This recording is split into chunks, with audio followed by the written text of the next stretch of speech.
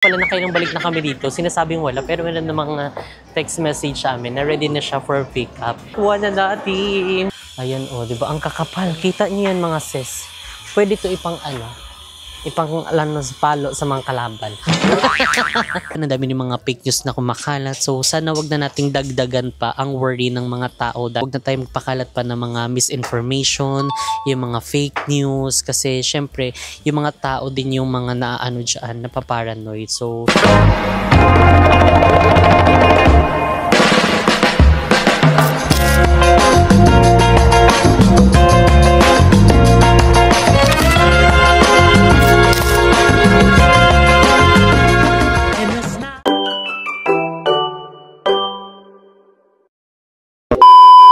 hi mga saswang! Welcome back to my YouTube channel! So ayan mga saswang, bago pala mag-start ang ating video, again maraming salamat sa nakapanood ng ating vlog kahapon, and dahil sobrang daming natuwa at sobrang daming na-excite ayan sa ating world tour again and again!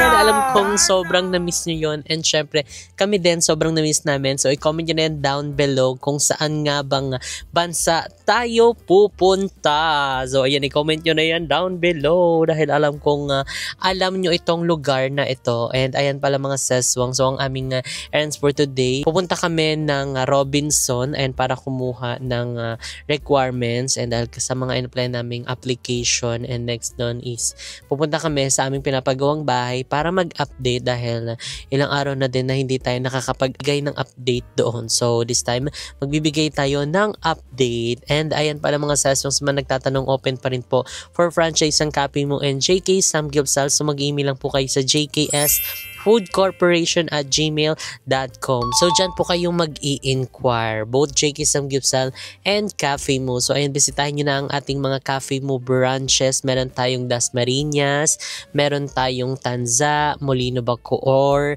and meron din tayong San Pedro Laguna branch. So ayan, and syempre ang ating mga JK Samgyupsal branches, ayan, bisitahin nyo na. So i-google nyo na lang at i-search nyo na lang kung saan ang mga branch na malalapit kayo. So ayan, ano pang hinihintay nyo? Tara na at simulan ang ating araw na punong-puno ng productive. Punong-puno ng productive. So ayan, tara na, umpisahan natin ang ating araw na productive. Let's go! So ayan mga sis, nandito na kami sa Robinson Business Center. So yung kukuha kami ng requirements. Actually, Senomart. Actually, nung galing na kami dito nung nakaraan, and may nag-email na kasi kay mo na available na siya, pwede na siya pick upin. Tapos nung pagpunta namin dito, hindi pala siya available. I mean, wala pa daw. Parang sabi daw, antayin daw yung text. Pero kasi yung email, nandun na, ready to pick up na. So, bumalik na kami, pero parang hindi. Parang ilang araw na to nakalipas. So, saan available na siya? Kasi kailan pa to siya? Kailan pa to siya? Thursday po yun. Thursday. 9? 10, 11, 12, 13. 13 na. So, and hopefully meron na. Kasi ilang araw na. Parang wala pa. Ang tagal niya nga na. Pero, oh my God. Wala yan siya. Wag na lang kunin. Wala, ulit-ulit na siya. Baka wala. Baka kasi ibang Robinson po. Pero hindi naman. Robinson Gentry. Ito nga lang yun. Saan mo siya dinala?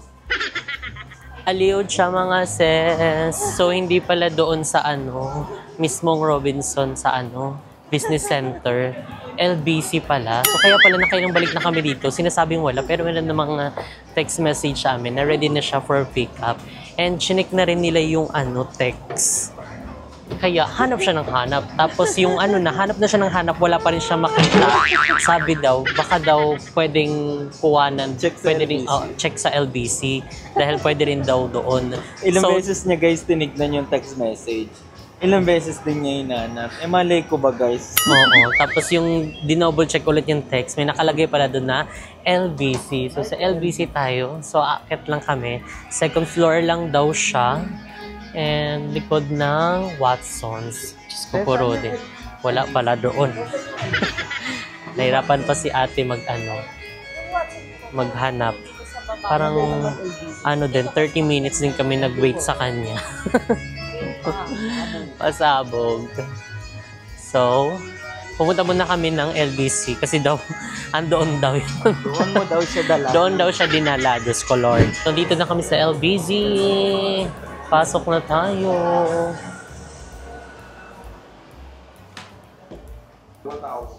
Opo. Pero parang isa lang yun. Tracking number 1. Meron po. Yeah. Pwede pala dito. Balik-balik kami sa Robinson. Sa business center. Ayun na lang ito sa motor.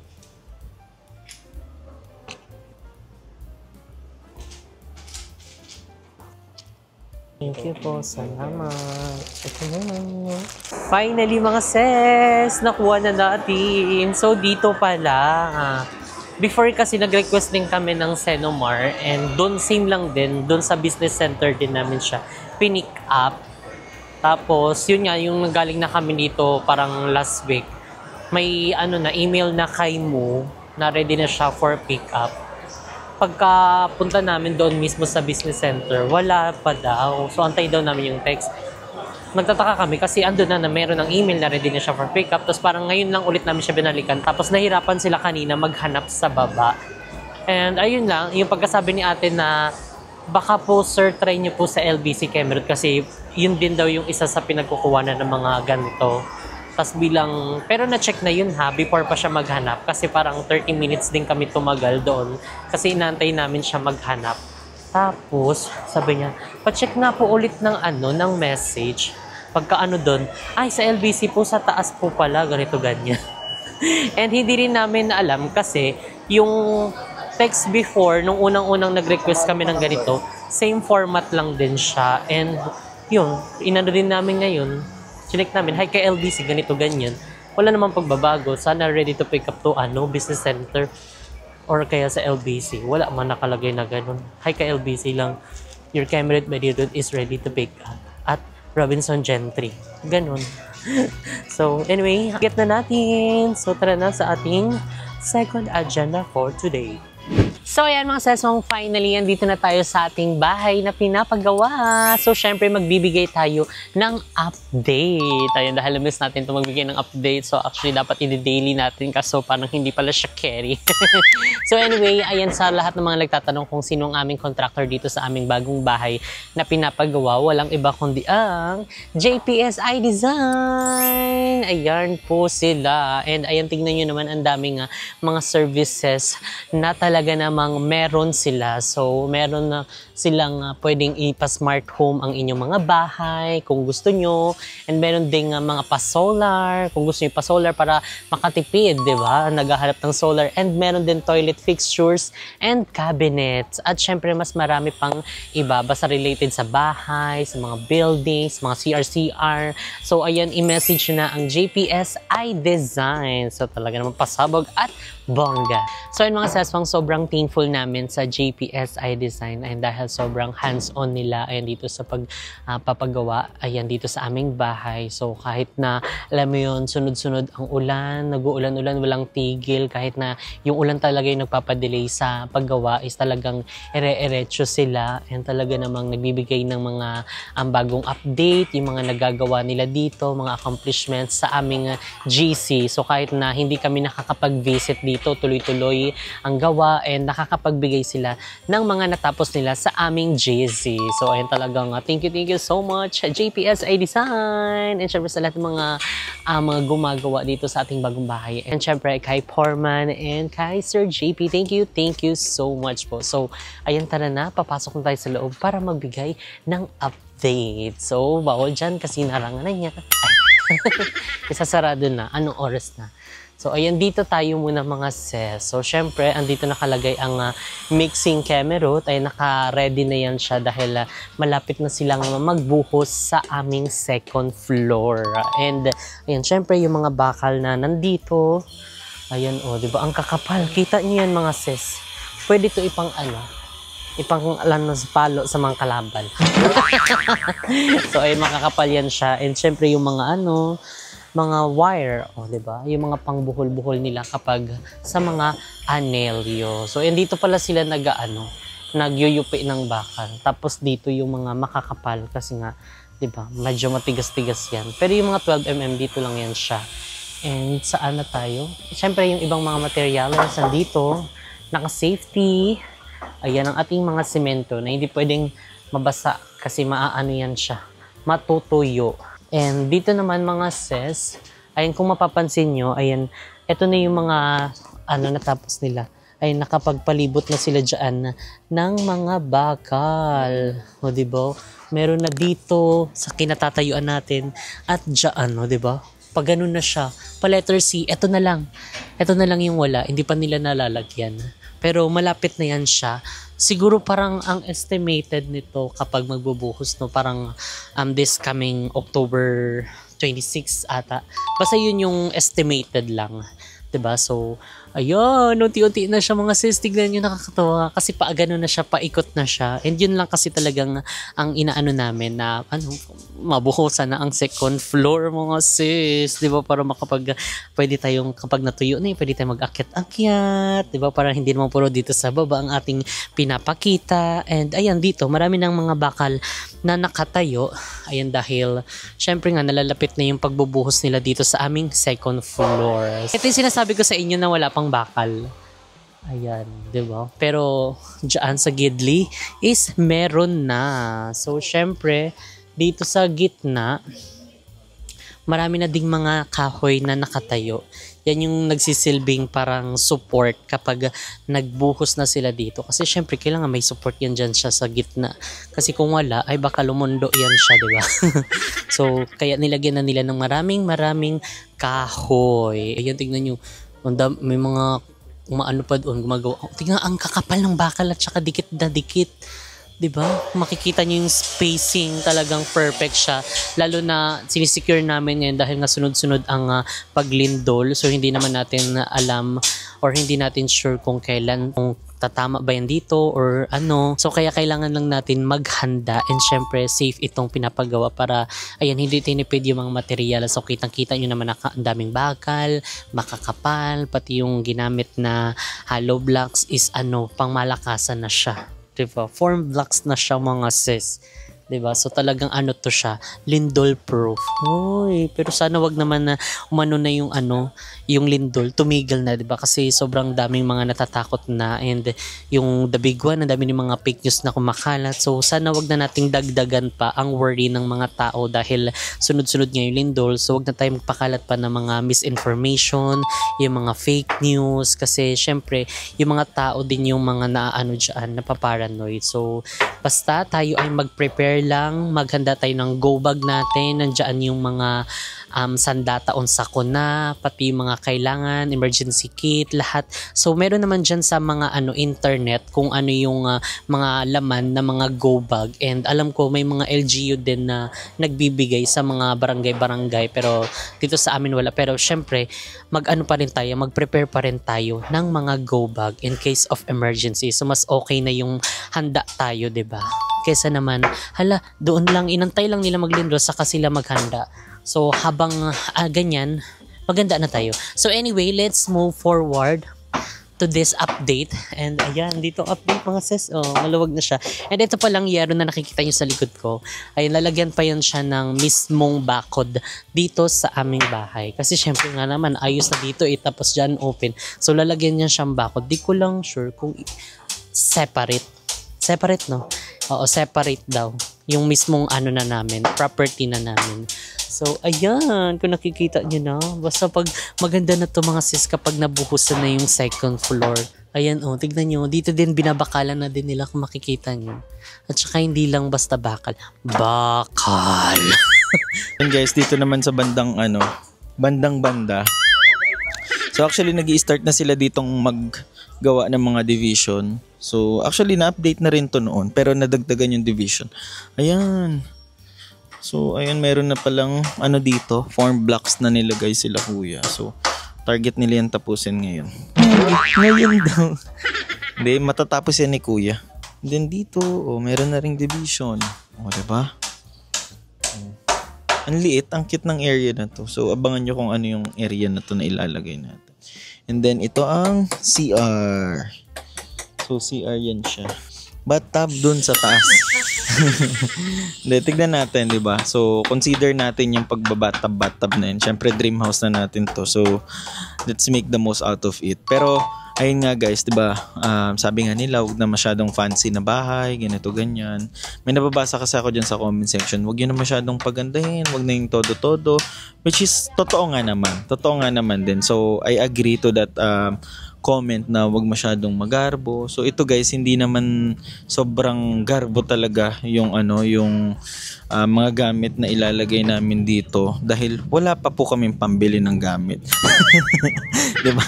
So saka tayo pupunta doon sa pinaka stage niya pagka tapos na ito. So for now, ito kasing dream house namin na to is talagang yung mga gusto namin na meron sa bahay. So talagang in-incorporate talaga namin.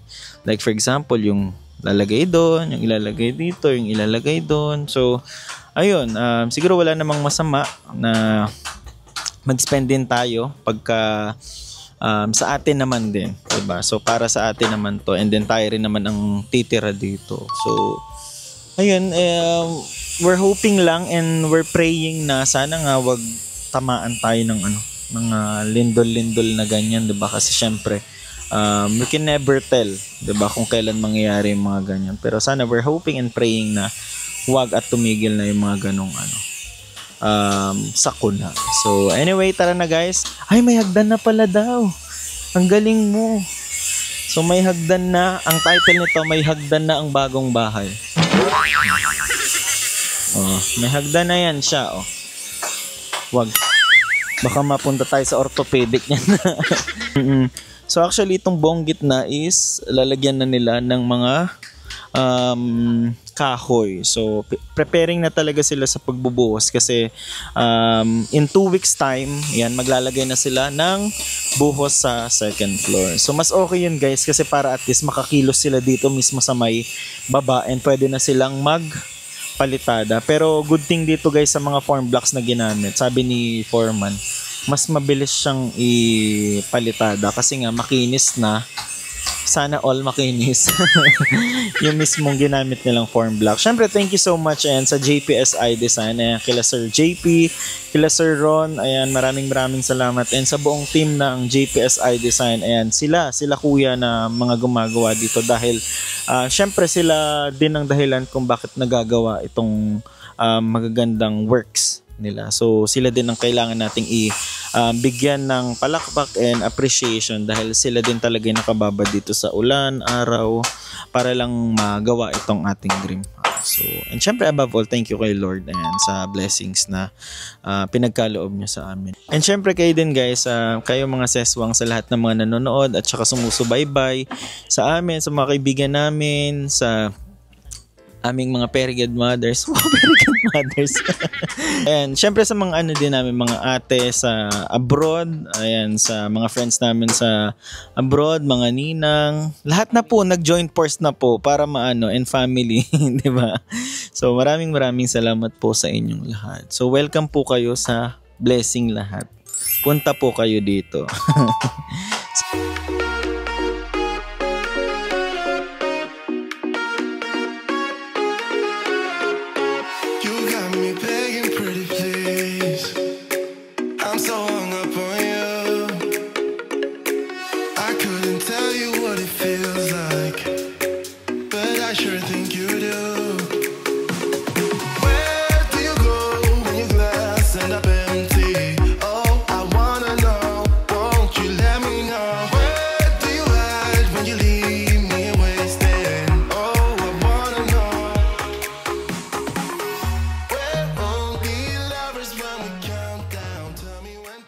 ayun mga seswang, dito na nga natin yan ang ating video. So yun lang yung mga na-share nating errands natin kasi may mga ibang errands kami na hindi na namin napakita. Ayun, dahil may mga ibang series of meeting pa kami na pinuntahan. And ayan mga seswang, ayan tingnan nyo naman sa ating background. So nasan nga ba tayo ngayon? So inabangan nyo yan mga seswang dahil meron kaming ganap ngayon na mga bayot. So meron kayong abangan ng mga video namin together. So abangan nyo na yan sa aming mga social media accounts, sa aming mga upload sa YouTube, ayan sa YouTube channel ng iba pang mga bayot, kung ano na nga ba yung mga magaganap dito. So ayan mga seswang, again, wag nyo nang kalimutang mag-visit sa aming Cafe Mo branches, and dahil meron tayong branch sa Dasmariñas, so tapat lang yun mismo ng SM Dasma, and meron tayong Cafe Mo Tanza branch which is tapat ng Tanza Family Clinic, lapit sa SM Dasma. And syempre ang ating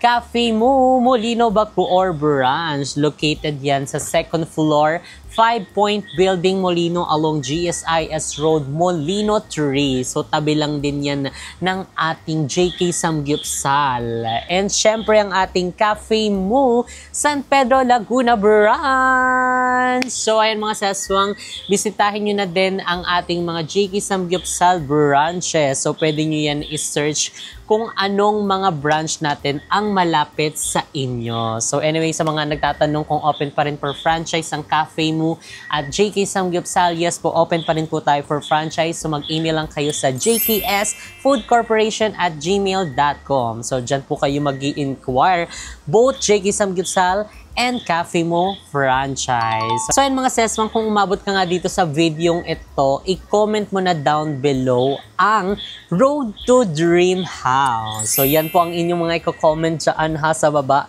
Road to Dream House. So ayun mga seswang, dito na nga natin i-end ang ating video. If you like this video, don't forget to like and share and comment down below kung ano pang gusto nyo maging next video natin.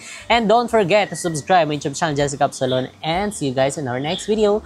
Bye!